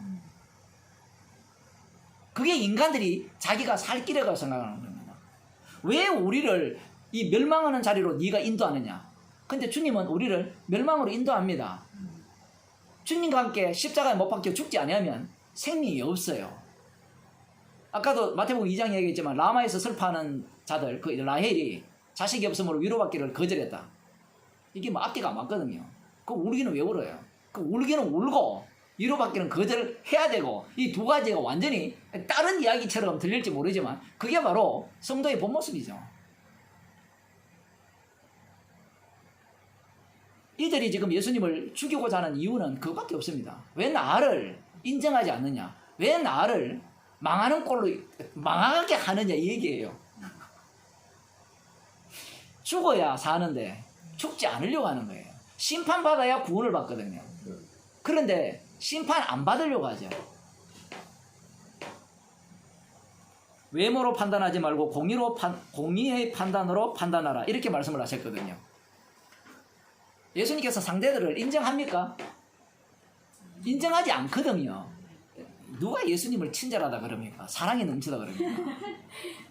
아니, 상대 자체를 판단할 능력이 있다면 판단하라고 하겠어요. 유치원애한테 미분 풀어라 하면 저도 못 풀거든요. 뭐 다 잊어먹었는데 어떻게 풀어요? 우리 딸이 잘 풀죠. 미분 풀어라 풉니까? 근데 너 미분으로 이걸 설명하라, 이 문제 풀어, 풀 수 있어요? 그러면 그 애를 뭐로 보는 겁니까? 개무시하는 거잖아요. 지금 예수님께서 네 공의의 외모로 판단하지 말고 공의의 판단으로 판단하라, 이렇게 말씀을 하셨을 때 너희들이 지금 판단하는 것은 외모로 판단하는 거다. 그런데 그들한테 인터뷰하면 우리는 율법대로 판단하는 거라고 주장하겠죠. 예수님 앞에 이들의 본 모습이 드러나는 겁니다. 그들의 본 모습은 뭐예요? 선악과를 먹은 자들은 하나님과 같이 된다고 했죠. 어느 자리에 올라갑니까? 자기가 심판주의 자리에 올라가는 거예요. 그래서 지금 누구를 판단하고 있어요? 이 땅에 오신 심판주를 자기들이 심판주가 되어서 판단을 하는 겁니다. 정말 놀랍지 않아요? 율법을 주시니까 이들이 저주 아래 갇혀 있다라는 모습이 자기들 스스로가 심판주가 되어서 예수님을 죽여버리는 그런 모습으로 나와버립니다. 성령을 받지 못했기 때문에, 율법을 주셨기 때문에 우리는 저주 아래 갇혀 있다는 것을 모르죠. 심판 아래 우리는 심판받아 마땅하다, 이렇게 알 수가 없어요. 못 지키니까 나 저주받아 마땅하다, 이런 논리가 아니에요. 사도 바울이 율법의 의로는 흠이 없다 했잖아요. 그러면 그런 사람은 어떻게 자기 죄를 알죠? 예수님이 찾아오시니까 죄인이 되는 거예요. 그러니 우리 처음에 제가 만났을 때, 우리 전도사님 만났을 때 제가 그 부분을 이렇게 불쾌하게 제가 지적을 했잖아요. 내가 살아보니까, 예서 보니까 못 지키더라. 그래서 난 죄인이더라. 그래서 김성수 목사 설교 듣고 너무 기쁘다는 거예요. 그래서 제가 그런 말씀했죠. 초면에. 그거 복음 아닙니다. 복음 아닙니다니까 이제 화가 나잖아요. 왜냐하면 자기 쪽에서는 논리적으로 딱 맞잖아요. 해보니까 안 되니까 십자가를 믿어야 되잖아요. 그죠? 맞잖아요. 이게 지금 이런 논리적으로 합리적인 사고를 하고 있는데, 그게 대놓고 그거 복음은 아닙니다 하니까 자기 쪽에서 아무리 머리를 굴려도 답이 안 나오죠. 지금은 어때요? 완전 엉터리였죠. 나로부터 출발했잖아요. 벌써. 그게 복음이 아니라는 겁니다. 그런 복음은 누구나가 다 어디까지 도달할 수 있는가 하면 김성수 목사까지 도달할 수 있어요. 안 되니까. 그 불교인들하고 똑같은 거잖아요. 안 되니까 어떻게 하려고 합니까? 도닦아가 해탈을 지가 예서서 안 되니까 아예 단계를 뛰어넘어 버리려고 하죠.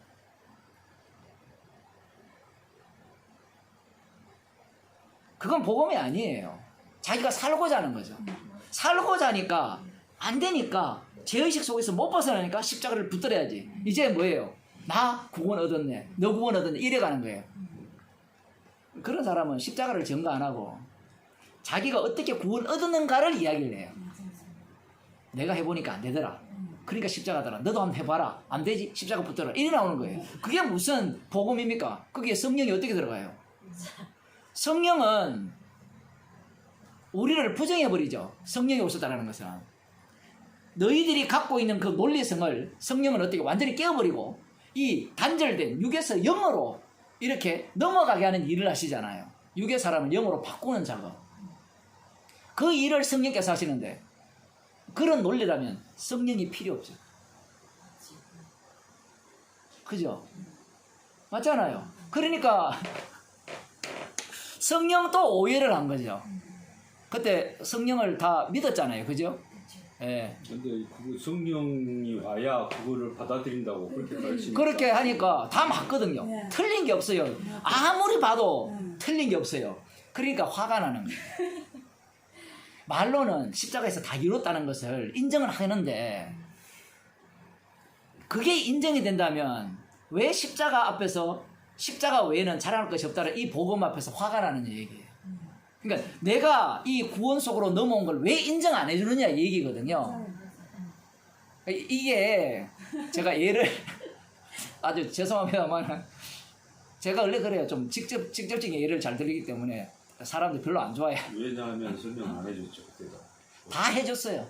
다 해줬는데 다 해줘도 뭐 알아듣어. 다 해줘도 못 알아듣는 거예요. 네, 다 맞거든요.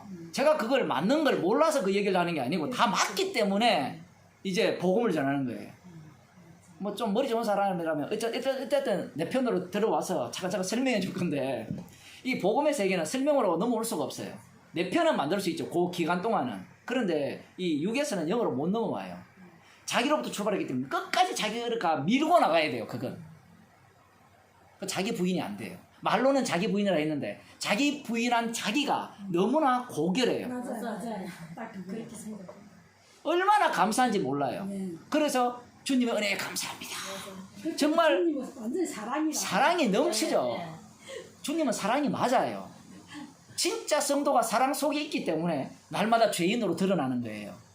사람이 이 죄인으로 드러난다고 하니까 죽을 상 쓰고 살아요. 죄인입니다. 그래서 제가 복음 전하면서 이제 웃으니까 기분 나빠요. 정말 사랑 속에 있기 때문에 죄인으로 만드셔서 주님의 정인으로 다루시는 거예요. 정인이 되었다는 자체는 이미 사랑을 받을 만큼 다 받았다는 얘기예요. 그런데 사람들은 오해를 하잖아요. 죄인 된다니까 기분 나쁜다는 거예요.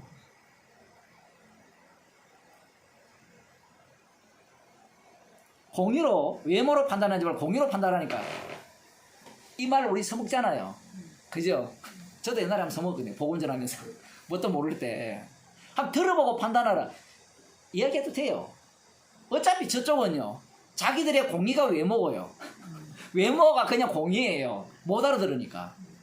복음이라는 것은 그래요. 원래 복음을 전하면 왜 저거 못 알아듣지?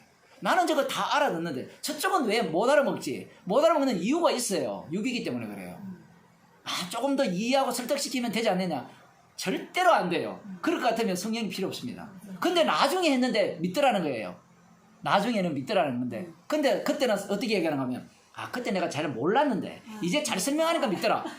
영이 처음부터 없었어요. 영이 처음부터 없으니까 계속 육으로 가는 거예요. 더 분명하고 더 확실하게 설명을 하니까 예수님이 확실하게 했잖아요. 예수님도 구원 못했어요. 참 이게 예수님도 자신의 죽으심으로만 구원이 가능하게 하신 거예요. 그러니 아무리 말씀대로 보자라고 이야기를 해도 해야 되죠. 그거야 뭐 안 할 필요 없잖아요. 해요. 하면서 저쪽은 말씀대로 보시고 이쪽은 말씀대로 보면서 영어로 보는 거예요. 그러니 영어로 난 자들만 이 복음 속으로 들어올 수 있는 겁니다. 그리고 지금 여기까지 보게 되면 예수님께서 구원하고자 하는 마음이 눈꼽만큼도 없죠. 완전히 하나도 못 알아듣게 해버리잖아요. 오히려 더 분노 유발자예요. 예수님은. 살기를 더욱더 더 강하게 만드는 겁니다. 그러면 어떻게 해야 됩니까? 살해해야 되죠. 그 예수님을 살해한 자만이 구원을 받아요. 안 죽이겠다고 하는 자들은 구원을 받지 못하는 겁니다.